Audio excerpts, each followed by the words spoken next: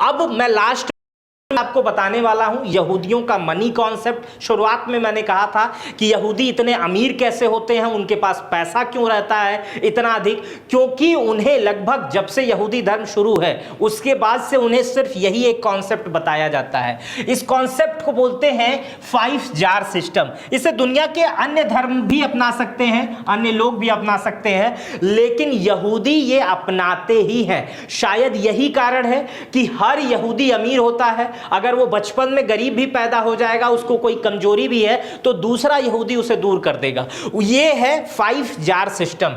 ये money management का सिद्धांत है जिसे हर मनी मैनेजमेंट वाले एक्सपर्ट वाले भी बताते हैं, लेकिन ये असल में यहूदी धर्म में है और यहूदी इसे बहुत अच्छे से समझते हैं और अपने बच्चों को और अपने आप को इसी सिस्टम पर काम करने के लिए बताते हैं। देखिए, यहूदी अगर 100 रुपए कमाता है तो वो अपने 100 रुपए को खर्च किस तरह से करता है, इस कॉन्सेप्ट में वही बताया गया है। आप भी इसे समझ सकते हैं। देखिए, सबसे पहली खर्च जो होती है वो जरूरतों पर होती है और ये जरूरतें होती हैं 50% की। मतलब 100 रुपए कमाया तो 50 रुपए जरूरतों पर खर्च कर दिया, जैसे किराया, खाना, बिजली का बिल, सुरक्षा, जीने के लिए जो भी जरूरी खर्च हैं वो 50% पे आपको खर्च करना है।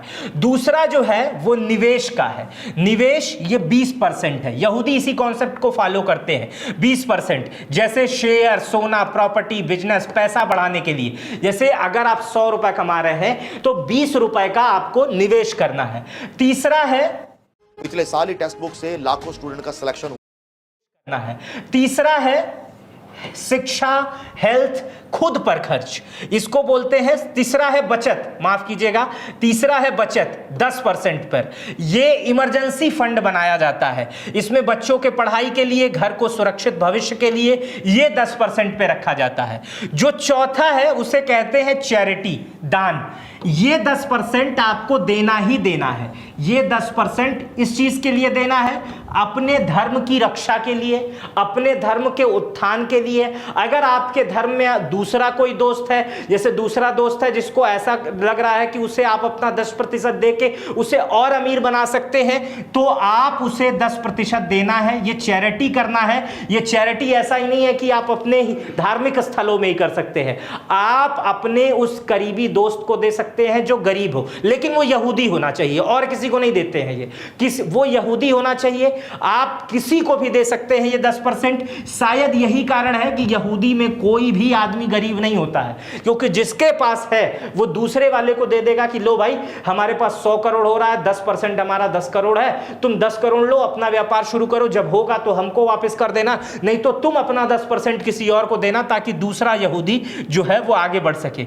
चौथा जो पांचवा है वो भी खुद पर खर्च है, लेकिन वो आपके लाइफस्टाइल को इंक्रीज करने के लिए। जैसे कुछ लोग होते हैं बहुत पैसा कमाते हैं, रखते जाते हैं, कभी घूमने नहीं जाते हैं, कभी महंगी आइसक्रीम नहीं खाते हैं, कभी महंगे होटलों में खाना नहीं खाते हैं। लेकिन यहूदी कहता है कि आप जो है वो अपना 10% अपनी लग्जरी चीजों पे खर्चा करो। कितना भी अच्छा, कैसे भी रहो, कितने भी गरीब हो, लेकिन अपना ऐसा पैसा बचा के रखो कि महीने में एक दिन 5 स्टार में जाके चाय पियो, ताकि लोगों का और आपको देखने को मिले कि जो अमीर है वो कैसे काहे 5000 की चाय पी ले रहा है और आप काहे 5000 की चाय नहीं पी रहे हो। इसी 10% को आप अपने उस चीजों पे खर्च करो जो चीज आपको लग्जरियत देती है, जो चीज आपको बड़ा बनाने की, बड़ी सोच बनाने पे मजबूर करती है। तो ये वो 5 जार सिस्टम था जिससे यहूदी मनी मैनेजमेंट करते हैं और पैसा कमाते हैं। इस वीडियो में मैंने आपको बताया कि यहूदी दुनिया में जितने भी हैं वो सब अमीर हैं